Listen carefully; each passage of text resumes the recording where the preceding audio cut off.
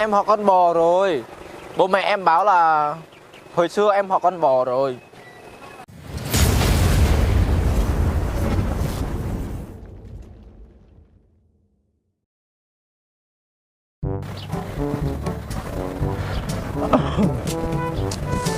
Ôi dồi ôi, chán thế nhở.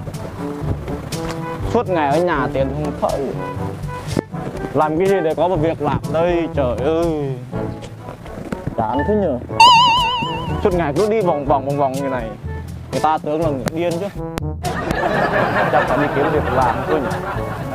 Suốt ngày ở nhà không có đồng nào luôn. Chán nhở. Rồi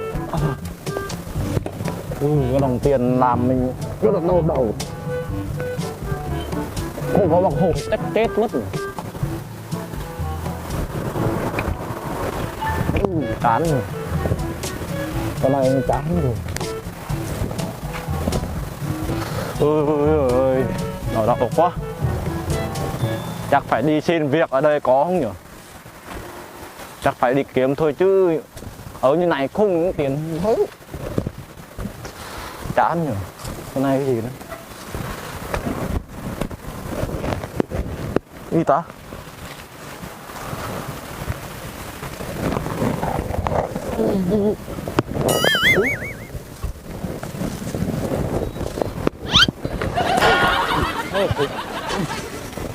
Chán nhỉ. Thôi đi kiếm việc chứ.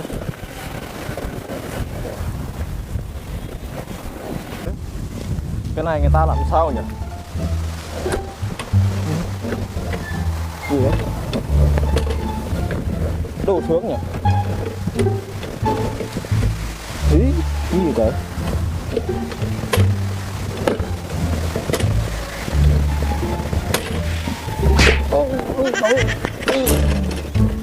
Trời ơi, mệt quá.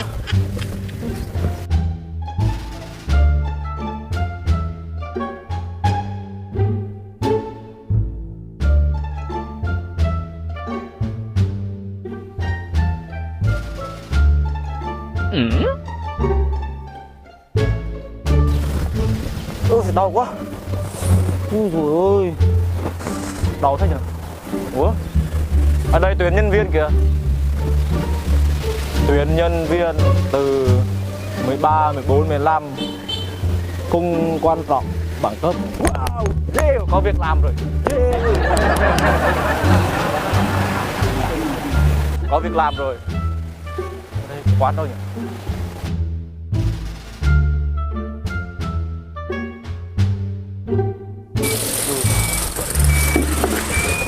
Ơi, chủ quán ơi. Em ơi, có khách em ơi.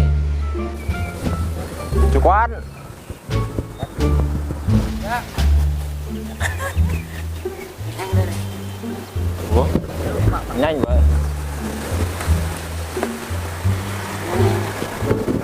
Cảm ơn nha. Chị ơi, quán tuyển nhân viên hả chị? Sao em?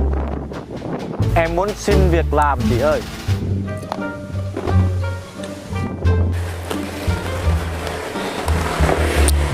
Sao em? Dạ chị có tuyển nhân viên hả chị?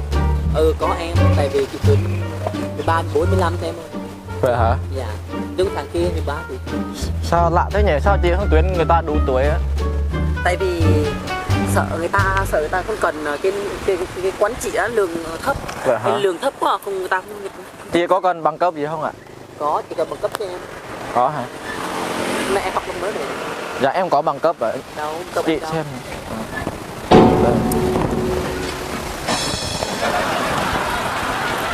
Trời cái gì vậy? Hả? Đây là bằng cấp của em hả? Dạ đúng rồi. Nói chung là Được không chị? nói chung là không biết nữa, tại vì chị nhìn cái bằng cấp em chị rất là buồn quá à.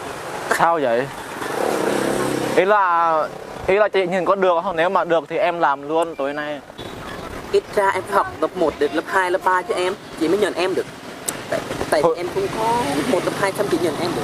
Hồi xưa bố mẹ em có báo là họ con bò rồi.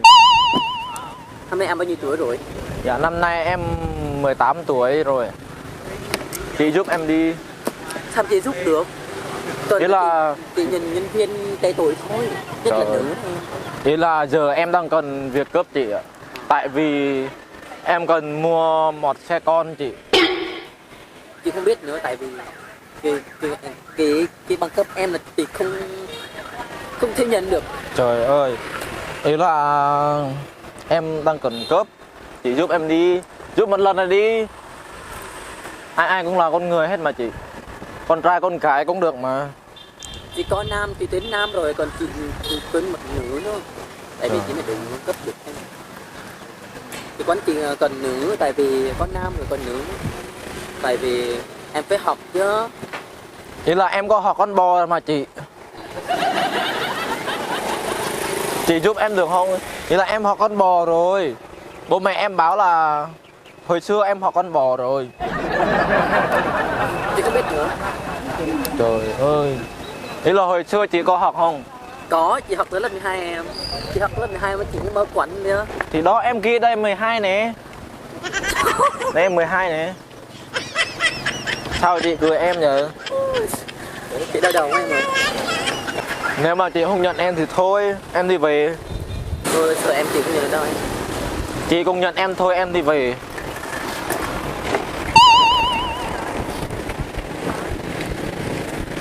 Thôi em ơi, tiền nước chị em chưa trả chị tiền nước mà em. Em ơi, em chưa trả tiền nước của chị mà em. Em ơi. Không có tiền mua xe con rồi. Chán cuộc sống rồi thật. Chán thật, không có ai nhận. Không có tiền mua xe con rồi. Ý Khang rất là buồn đó mọi người. Ý Khang rất là buồn, không có ai nhận mình. Ý Khang rất là buồn. Rất là buồn đó mọi người. Mình khóc thật nha mọi người, mình khóc đùa đâu. Tại không ai nhận mình đi làm, không có tiền mua xe con rồi.